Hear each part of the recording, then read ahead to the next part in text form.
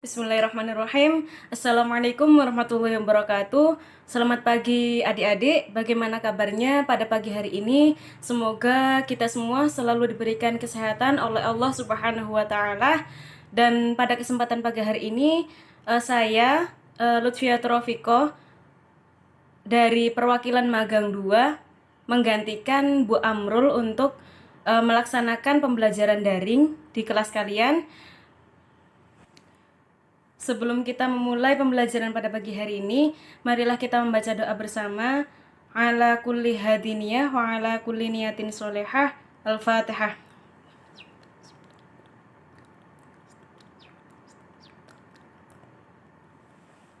Amin amin amin amin ya rabbal alamin. Untuk materi pada pagi hari ini yaitu menghidupkan nurani dengan berpikir kritis. Yang pertama yaitu kita akan menganalisis dan mengevaluasi makna dari Quran Surat Al-Imran ayat 190 sampai 191.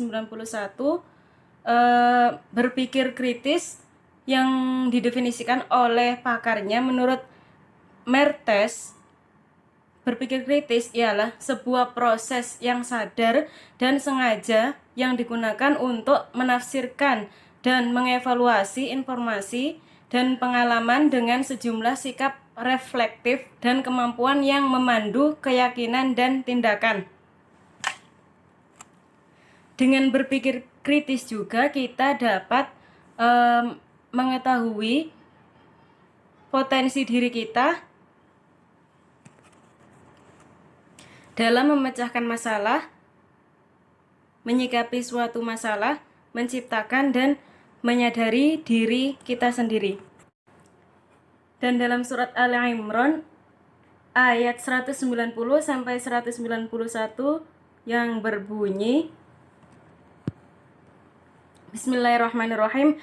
Inna fi khalqis samawati wal ardi wa ikhtilafil laili wan nahari la ayatil ulil albab alladzina yadhkuruna Allaha qiyaman wa qu'udan wa 'ala junubihim wa yatafakkaruna fi khalqis samawati wal ard rabbana ma khalaqta hadza batila subhanaka faqina 'adzabannar. Yang artinya sesungguhnya dalam penciptaan langit dan bumi dan pergantian malam dan siang terdapat tanda-tanda kebesaran Allah Subhanahu wa taala bagi orang-orang yang berakal, yaitu orang-orang yang senantiasa mengingat Allah dalam keadaan berdiri, duduk, dan berbaring, dan memikirkan penciptaan langit dan bumi, seraya berkata, "Ya Tuhan kami, tidakkah Engkau ciptakan semua ini dengan sia-sia? Maha suci Engkau, lindungilah kami dari siksa api neraka." Jadi tafsiran dari ayat tersebut diceritakan oleh riwayat Aisyah radhiyallahu anha bahwa Rasulullah SAW pernah meminta izin kepada beliau untuk beribadah pada suatu malam. Kemudian beliau bangun dan berwudu untuk sholat. Saat sholat, beliau menangis karena merenungkan ayat yang dibacanya. Setelah sholat, beliau duduk memuji Allah Subhanahu wa taala dan kembali menangis lagi hingga air matanya membasahi tanah.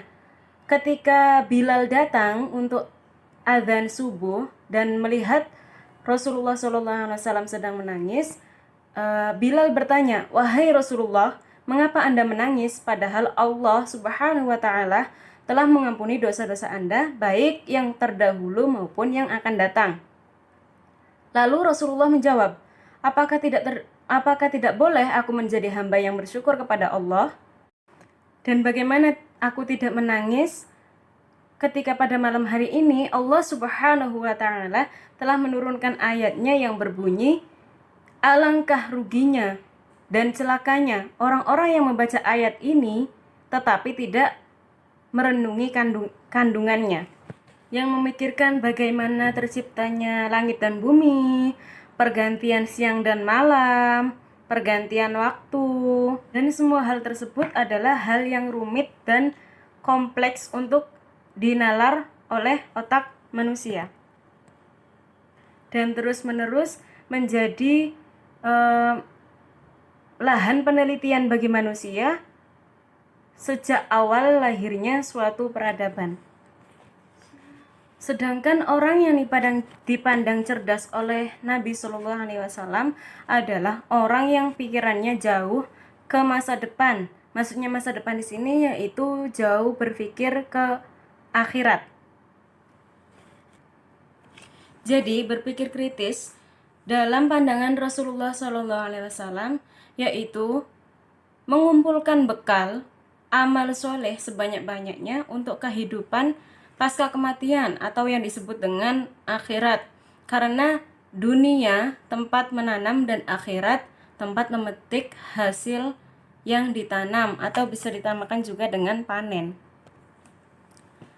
Selanjutnya yaitu sikap dan perilaku yang mencerminkan pengamalan dari Quran surat Al-Imran ayat 190 sampai 191.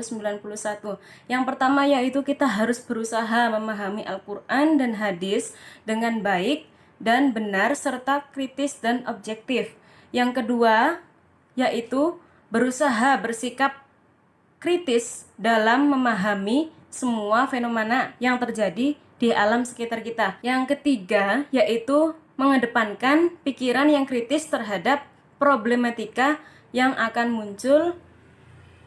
Dan yang keempat, menggunakan akal, kolbu, dan nafsu secara seimbang dan proporsional.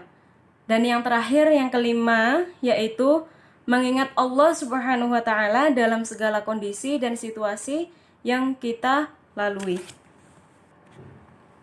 Dan poin yang terakhir yaitu manfaat berpikir kritis.